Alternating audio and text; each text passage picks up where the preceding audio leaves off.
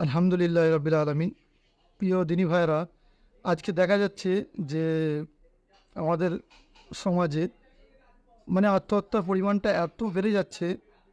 গোটা পৃথিবীতে যদি দেখা যায় যে ৮ লাখের মতো মানুষ গোটা পৃথিবীতে প্রত্যেক বছরে আত্মহত্যা করে। আর আমাদের পশ্চিমবঙ্গে আমাদের ইন্ডিয়ায় কম করে হলেও ১.৫ লাখ মানুষ প্রত্যেক বছর আত্মহত্যা করে। আর এই আত্মহত্যা যদি রেশিও দেখা যায়, কিছু কিছু কারণে তারা বেশি আত্মহত্যা করছে আমরা জানি। তার মধ্যে পারিবারিক অশান্তি, তারপর কৃষকদের, তারপর রেজাল্ট খারাপ হচ্ছে তার জন্য, বা ভালোবাসা বা পরকীয়া, এইসব কারণে তারা আত্মহত্যা করছে। আজকে আমি যে বিষয়টা নিয়ে আলোচনা করতে এসেছি সেটা হলো যে কোরআন হাদিসে আত্মহত্যার ব্যাপারে কী নির্দেশনা আছে এবং আত্মহত্যা থেকে বাঁচার উপায় কী। দেখুন প্রিয় দিনী ভাইরা, এই যে আত্মহত্যাটা হচ্ছে 15 বছর থেকে 29 বছর বা 39 বছর পর্যন্ত মানুষ বেশি আত্মহত্যা করছে। আর একটা কথা হচ্ছে, আমাদেরকে ভাবতে হবে যে কোরআনে আল্লাহ রাব্বুল আলামিন সূরা তওবার 111 নম্বর সূরা তওবায় আল্লাহ বলছেন যে আমি মোমেনদের জান এবং মালকে কিনে নিয়েছি জান্নাতের বিনিময়ে। আল্লাহ বলছেন ইন্নাল্লাহ হাস্তারা মিনাল মুমিনিনা আনফুসাহুম বিআন্না লাহুমুল জান্নাহ। আল্লাহ বলছে আমি মোমেনদের কাছ থেকে তাদের জান এবং মালকে কিনে নিয়েছি জান্নাতের বিনিময়ে। তাহলে যদি জান্নাতের বিনিময়ে আল্লাহ আমাদের জান এবং মাল কিনে নিয়ে থাকে, তাহলে আমরা যে আজ নিজের জানকে, আমাদের কি অধিকার আছে? নিজের এই জানটা কার? এটা তো আল্লাহর। তো দুনিয়ার জীবনে সামান্য যদি আমি হতাশ হয়ে যাই, তো তার জন্য আমাকে আত্মহত্যা করতে হবে, আমাকে আমার জীবনকে শেষ করে দিতে হবে? এটা তো কখনো হয়নি না। তাহলে দুনিয়াতে এইভাবে চলবে না, হতাশা হতে হবে। আমাদেরকে ভাবতে হবে, কোরআনে আল্লাহ বলছেন লা তাকনাতু মির রহমাতিল্লাহ, আল্লাহ রহমত থেকে হতাশ হয়েও না। এইগুলো আমাদের ছোটো ছোটো বাচ্চাদেরকে বোঝাতে হবে ছোটোবেলা থেকেই। তাদেরকে বুঝতে হবে এই এই শরীর, এই মন, এই শরীর এই তোমার তুমি যে শরীর আল্লাহ তোমাকে দিয়েছে, এইটা আল্লাহর আমানত। কিয়ামতের ময়দানে আল্লাহ জবাবদিহি করবেন। আমরা জানি 5টা প্রশ্নের উত্তর ছাড়া মানুষ আগাতে পারবে না। তার যৌবন বয়সকে কী কাজে লাগিয়েছে, সে স্বাস্থ্যকে কী কাজে লাগিয়েছে, সময়কে কী কাজে লাগিয়েছে। তো তাহলে ওই জানটা কার? আল্লাহর। তো আমাদের সন্তান সন্ততিকে সেই বোঝটা বোঝাতে হবে। আর এইগুলো মসজিদে, মাদ্রাসায় বেশি বেশি আলোচনা করতে হবে, সোশ্যাল মিডিয়ায়। কারণ সামান্য কারণে মানুষ আত্মহত্যা করছে। আপনি অবাক হয়ে যাবেন, ছোট্ট ছোট্ট বিষয় নিয়ে মানুষ নিজের জীবনকে তছনছ করে দিচ্ছে। পরকালের জবাবদিহিতার চেতনা তার মধ্যে নাই। দেখুন পৃথিবী ভাইরা, সূরা বাকারা 5778 নম্বর হাদিস এসেছে, আল্লাহ রাসূল সাল্লাল্লাহু আলাইহি ওয়াসাল্লাম বলছেন যে কেউ যদি পাহাড়ে ওঠে এবং লাফ মেরে দিয়ে সে যদি নিজের জানকে হত্যা করে, কিয়ামতের ময়দান পর্যন্ত কিয়ামতের ময়দানে দোজখে সারা জীবন সে সেটাই করতে থাকবে। কেউ যদি বিষ খেয়ে মরে, কিয়ামতের ময়দানে সে শুধু বিষ খেতেই থাকবে। কেউ যদি ছুরি মেরে নিজেকে হত্যা করে, কিয়ামতে সারা জীবন তাকে ছুরি মেরেই হত্যা করতে হবে। আরেকটা হাদিসে এসেছে, মুসলিম শরীফের হাদিসে আল্লাহ রাসূল সাল্লাল্লাহু আলাইহি ওয়াসাল্লাম কি বললেন, যে রাসূলুল্লাহ ইনি আত্মহত্যা করেছে। আল্লাহ রাসূল তার জানাজা নামাজ পড়াননি। আরেকটা হাদিসে, বুখারীতে 3টে হাদিস এসেছে। আরেকটা হাদিস এসেছে, একজন জিহাদ থেকে এসেছে, চিন্তা করুন, আল্লাহর রাস্তায় যুদ্ধ করেছিল, তার একটা জায়গা কেটে গেছিলো, তো খুব কষ্ট হচ্ছিল। সে সেই জায়গা থেকে বেরিয়ে আসতে পারছিল না, কষ্ট। সে কী করলো, একটা ছুরি দাঁড় করিয়ে তার উপর নিজে পড়ে যায়, নিজেকে জীবনটাকে শেষ করে দেওয়া হলো। আর সে যে শেষ করে দিল, আল্লাহ রাসূল বললেন সে জাহান্নামে যাবে। তাহলে আমাদেরকে তো বুঝতে হবে, আমরা যেই কষ্টের জন্য, বাঁচার জন্য আমরা একটা জীবনে যাচ্ছি, সেখানে তো আরও বেশি কষ্ট। আচ্ছা, মানুষ হচ্ছে আকল সব থেকে শ্রেষ্ঠ জাতি, আশরাফুল মখলুকাত বলা হয়। সেই মানুষের মর্যাদা আল্লাহ দিয়েছে, আল্লাহ রসুল দিয়েছে। আর সেই মানুষ এগুলো করছে। অথচ আমরা কোনো গরুকে, কোনো ছাগলকে, কোনো প্রাণীকে দেখেছেন? হ্যাঁ, হয়তো আপনি খেতে দেননি, হয়তো লাঠি করে দুটো মেরেছেন, সে একটা উঁচু জায়গায় যে লাফ মেরে দিল, মরে গেল। হয়েছে কি?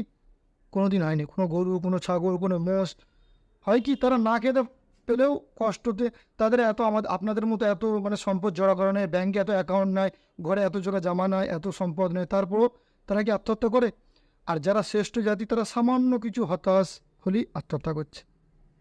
আত্মহত্যা করার কোনো প্রয়োজন নাই। আমাকে তো ভাবতে হবে, হয়তো আমার ভাই, আমার স্ত্রী, আমার মা, আমার বাপ, আমার বন্ধু, তারা আমাকে হয়তো খারাপ ভেবেছে, কিন্তু আমার রব আমাকে জানে।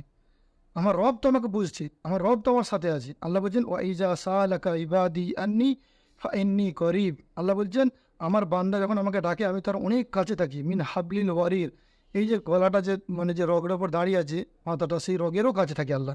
তো তাহলে আল্লাহ তো সব বোঝেন, সবই তো জানেন। হয়তো কষ্ট হচ্ছে, দুনিয়ায় কষ্ট হবে, কিন্তু আখিরাতে এর জন্য আমার জন্য অনেক ভালো আল্লাহ রাব্বুল আলামিন রেখেছে নিশ্চয়ই। তো এই কাজ আমরা কেন করবো? আমাদেরকে বুঝতে হবে। সূরা বাকারায় 195 নম্বর আয়াত আল্লাহ বলছেন যে তোমরা তোমাদের নিজের হাতে নিজেকে তোমরা নিজে দ্বারা নষ্ট করো না, মেরে ফেলো না।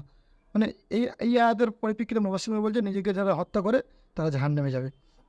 আচ্ছা, আরেকটা ব্যাপার হলো, সেটা হচ্ছে দেখুন, পৃথিবীতে যত সফল দেশ আছে আমরা যেটা মনে করি, যারা ব্যবসায় সফল দেশ, যারা নিজেদের চলাফেরাতে, পোশাক আচারে, টেকনোলজিতে, অথচ তারা সব থেকে বেশি আত্মহত্যার শিকার। তার কারণটা কি? কারণ হচ্ছে মানে অন্তরে যে প্রশান্তি, সেটা কিন্তু ইসলাম ছাড়া আর কেউ দিতে পারেনি। আপনারা দেখবেন, হয়তো আপনি অনেক পয়সার সম্পদের মালিক হয়ে গেছেন, হয়তো আপনি যে মেয়েটাকে চাইছেন তাকে বিয়ে করেছেন, হয়তো আপনি যে গাড়ি চাই সেটাকে করেছেন, ব্যবসা বাণিজ্য অনেক কিছু হয়ে গেছে, কিন্তু অন্তরের তৃপ্তি, কোরআনে আল্লাহ বলছেন যে একটা আয়াত আল্লাহ বলছেন যে আল্লাহর জিকির, আল্লাহর শুক্রিয়া মানুষের অন্তর আত্মাকে ঠান্ডা করে। আল্লাহ বেজিক্রিল্লাহে তাপমা ইন্নিল কুলুব, আল্লাহর জিকির, আল্লাহর স্মরণ মানুষের অন্তর আত্মাকে ঠান্ডা করে। তো তাহলে আমাদেরকে, আমাদের সন্তানদেরকে, আমাদের ভাইদেরকে বোঝাতে হবে যে আসলে শান্তি প্রশান্তি কিন্তু ইসলাম থেকে আসে, কোরআন থেকে আসে। সেগুলো যত পড়বে, আল্লাহ বারবার বলেছেন, হে বান্দা তুমি কত গোনা করে ফেলেছো, তোমার গোনা যদি পাহাড় হয়, তোমার রবের রহমত তো পাহাড়কেও ছাড়িয়ে গেছে। তোমার গোনা যদি আসমানের মতো হয়, আল্লাহর রহমত তো আসমানকেও ছাপিয়ে যাচ্ছে। তো আপনি যতই ভুল করে থাকেন, যতই হতাশায় ভুগুন, চিন্তা ভাবনা করুন, আপনি ভাবেন আপনার দুনিয়ায় কেউ তুচ্ছ মনে করে, আপনার মূল্য একটা দানা পরিমাণও নয়, কিন্তু আল্লাহর কাছে আপনার মূল্য আছে। আল্লাহ আপনাকে সৃষ্টি করেছেন, যে কোনো উদ্দেশ্য আপনাকে সৃষ্টি করেছেন, তো সেই উদ্দেশ্য আমাকে বুঝতে হবে। আর একটা ভাবেন যে এটা দুনিয়ার পরীক্ষার সময়, সূরা মুনকে আল্লাহ বলছেন যে আল্লাজি খালাকাল মওতা ওয়াল হায়াতা লিয়াবলুকুম আইয়ুকুম আহসানু আমালা, আমি তোমাদেরকে মৃত্যু এবং জন্ম দিয়েছি শুধু পরীক্ষা করার জন্য। তো আল্লাহ তো পরীক্ষা করার জন্য পাঠিয়েছে, আর পরীক্ষা করার জন্য আপনি যেই কাজটা করতে যাচ্ছেন সে তো আরও কষ্ট, আরও কষ্ট। এ থেকে আপনি আরও সারা জীবন কষ্টে ভুগতে পাবেন। তো আমাদেরকে বুঝতে হবে এবং আমাদেরকে এর থেকে ফিরে আসতে হবে। তা যদি না করি, তাহলে কিন্তু হাদিসে এসেছে যে খালিদুনা ফিহা আবাদা, কোরআনের আয়াত যে খালিদুনা ফিহা আবাদা, চিরস্থায়ী জাহান্নামে যেতে হবে। এগুলো আমাকে বুঝতে হবে। আর সেখানে কিন্তু আর মৃত্যু হবে না। আপনি বলছেন সেখানেও বিষ খাবো মরে যাবো, না। সেখানে আল্লাহ বলছে সুম্মা লা ইয়ামুতু ফিহা ওয়ালা ইয়াহইয়া, সেখানে সে মরবেও না আর বাঁচবেও না, সেখানে মৃত্যুকেও জবাই করে দেওয়া হবে। তো আমাদেরকে বুঝতে হবে যে আমাদেরকে আল্লাহর সাথে, রসুলের সাথে সম্পর্ক গভীর করতে হবে। আর যুবকদের উদ্দেশ্যে বলবো, অত হতাশা টেনশন যখন আপনার মধ্যে আসছে, তখন ইসলামের দিকে শুনুন, হাদিসের দিকে শুনুন, কোরআনের দিকে শুনুন। যত আসবেন, যত বুঝবেন, অবশ্যই একটা রাস্তা খুঁজে পাবেন। তো আল্লাহ রাব্বুল আলামিন আমাদেরকে বুঝার তৌফিক দান করুন, এবং আল্লাহর রহমত থেকে আমরা যেন হতাশ না হয়ে যাই। আল্লাহ বারবার বলেছেন লা তাকনাতু মির রহমাতিল্লাহ, আমার রহমত থেকে বান্দা হতাশ হয় না। তো আমাদের উচিত আমরা যাতে হতাশ না হই। তো আল্লাহ রাব্বুল আলামিন আমাদেরকে কবুল করুন, আমিন। ওয়া আখিরু দাওয়ানা আলহামদুলিল্লাহি রাব্বিল আলামিন।